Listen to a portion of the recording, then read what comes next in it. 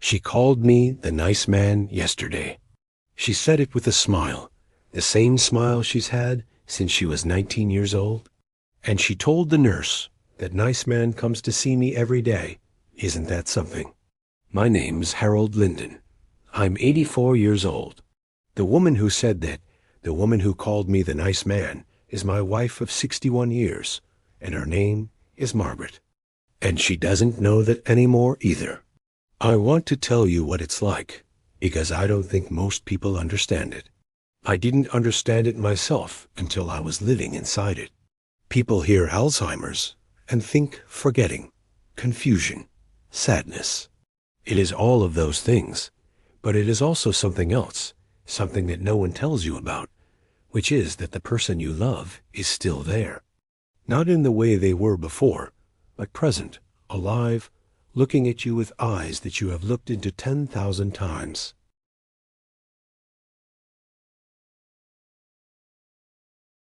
And whether it's enough, and I can tell you, after 3 years of visiting Margaret every single day in Dayton, Ohio, that it is enough. It is enough because it has to be, and because the alternative, which is to stop showing up, is not something I am willing to do. Not because I'm noble or heroic, but because Margaret is my wife, and I made a promise, and the promise didn't come with conditions. The fact that she can't remember the promise doesn't mean I get to forget it too. I need to go back to the beginning, because the beginning matters.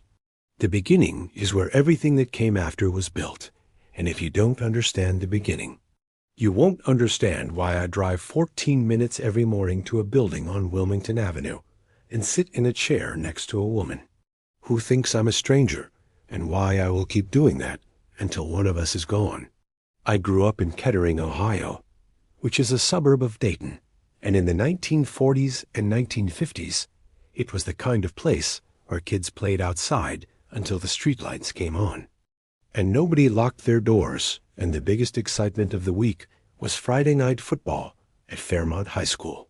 My father, George Linden, worked at the Delco plant, which was part of General Motors, and he worked there for 34 years. On the line first, and then in quality control, and he came home every evening at 5:30 with grease under his fingernails. That never fully came out, no matter how hard he scrubbed it, and he sat at the kitchen table, and he ate whatever my mother put in front of him. And he didn't complain, not because the food was always good, but because complaining was not something George Linden did. He was a quiet man, not cold but contained, and the way he showed love was through presence, through reliability, through the simple act of being where he was supposed to be, doing what he was supposed to do every single day, without drama and without expectation of praise. I didn't appreciate that when I was young. I thought it was boring. I thought it was the absence of something rather than the presence of something. It took me about 60 years to understand that what my father was showing me was the most important thing a man can show his son, which is that love is not a feeling. Love is a decision you make every morning when you get out of bed, and you keep making it whether you feel like it or not. And the making of it, the repetition of it, the dailiness of it, is the thing itself. That's what love is. My father never said that in words. He said it with 34 years at the Delco plant, and a seat at the kitchen table every night at 5:30. My mother, Dorothy, was louder than my father, which was not difficult, because almost everyone was louder than my father. She was a talker, a laugher, a woman who could strike up a conversation with anyone anywhere and have them telling her their life story within 5 minutes.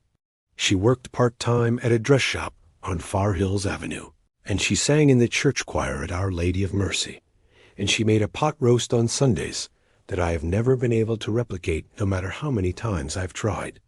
And I've tried dozens of times over the years, and it never tastes right, and I think the missing ingredient is her.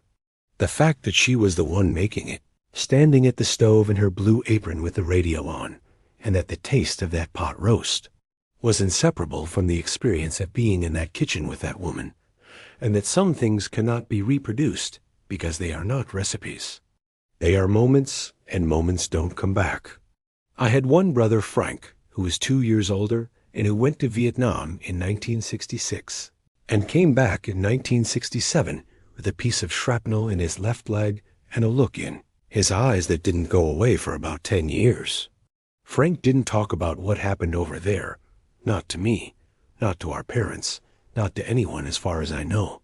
And I learned early not to ask, because the one time I did ask, sitting on the back porch on a summer evening when we were both drinking beer, and the fireflies were out, Frank looked at me, and his face did something that I'd never seen a face do before, a kind of simultaneous opening and closing, as if a door had swung wide for a fraction of a second and then slammed shut, and he said, "Harry, don't," and I didn't, and we never spoke about it again. Frank died in 2011, a heart attack in his sleep, and at his funeral I stood at the casket, and I thought about all the things he carried that I never knew about, and I thought about how many people walk around carrying things that the people closest to them will never see, and I thought about how the weight of those unseen things is the real weight of a life, heavier than anything visible, heavier than anything you can put on a scale. I met Margaret in 1961 at a dance at the Dayton Art Institute. I was 20 years old and she was 19, and I was there because my friend Eddie Kowalczyk had dragged me there against my will, telling me it would be good for me to get out of the house, which was Eddie's way of saying that I'd been moping around since a girl named Linda Fessler had broken up with me 3 weeks earlier for reasons that Linda considered sufficient and that I considered catastrophic. Though in retrospect, Linda was right to end it because we had nothing in common except proximity and a mutual willingness to go to the movies on Saturday nights, which is not enough to build anything on, though it felt like enough when I was 20. The dance was in a large room on the second floor of the Art Institute, and there was a band playing, not a good band, but a loud one. And the room was full of young people in their best clothes, trying to look like they weren't trying, and I was standing near the punch table. Because the punch table was where you stood when you didn't know what else to do. And I saw Margaret across the room. And I want to tell you that it was love at first sight, because that would make a better story.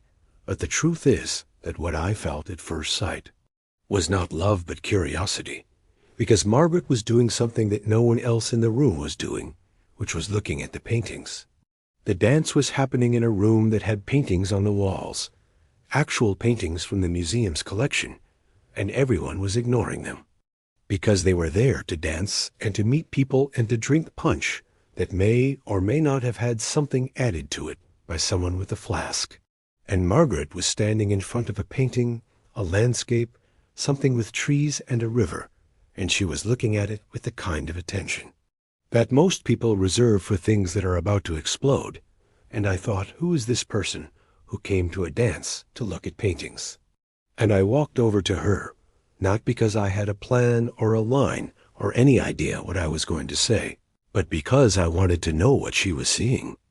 I said, "That's a nice painting," which is probably the least interesting thing anyone has ever said about a painting. And Margaret turned and looked at me, and she said, "It's not nice. It's lonely. Look at the light on the water. That's the light of a place where no one is." And I stood there, and I looked at the painting again, and I saw what she meant, and I felt something shift inside me, some rearrangement of the furniture in a room I didn't know I had. And I said, "I'm Harold," and she said, "I'm Margaret," and that was the beginning of everything. We talked for the rest of the evening.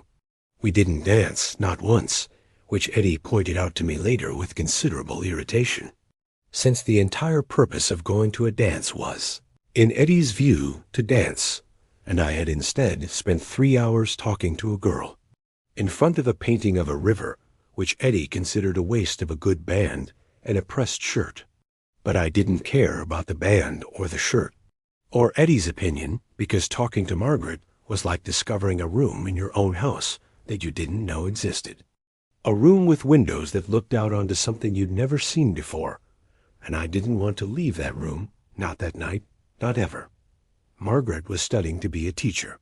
She was at the University of Dayton, majoring in English, and she wanted to teach high school literature, which she eventually did for 28 years at Centerville High School, and she was extraordinary at it, not because she was dramatic or entertaining, though she could be both of those things, but because she took the books seriously, and she took the students seriously, and she believed genuinely, and without pretension, that reading a novel could change a person's life, that the act of entering someone else's story could make you larger, more compassionate, more capable of understanding the world and your place in it.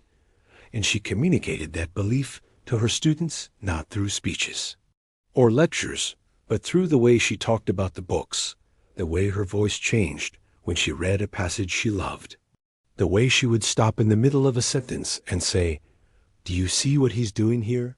Do you see what she's saying?" And the students would lean forward. Because Margaret's enthusiasm was not performative, it was real, and real enthusiasm is one of the most compelling forces on earth. We got married in June of 1963 at Our Lady of Mercy, the same church where my mother sang in the choir, and the reception was in the parish hall, and my Uncle Victor played the accordion, which was not requested, but was also not surprising, because Uncle Victor brought his accordion everywhere and needed very little encouragement to begin playing it, and Margaret wore a white dress that her mother had made by hand, and she looked at me during the ceremony with an expression that I have spent 61 years trying to describe, and have never found the right words for, though the closest I've come is that she looked at me as if she had found the thing she'd been looking for, and was satisfied, not in a passive way, but in a deep way, the way you're satisfied when you've been working on a problem for a long time, and you finally solve it, and the solution is elegant and true, and you know it will hold. We moved into a small apartment on Smithville Road, and I went to work at National Cash Register, which everyone in Dayton called NCR, and I worked there for 37 years.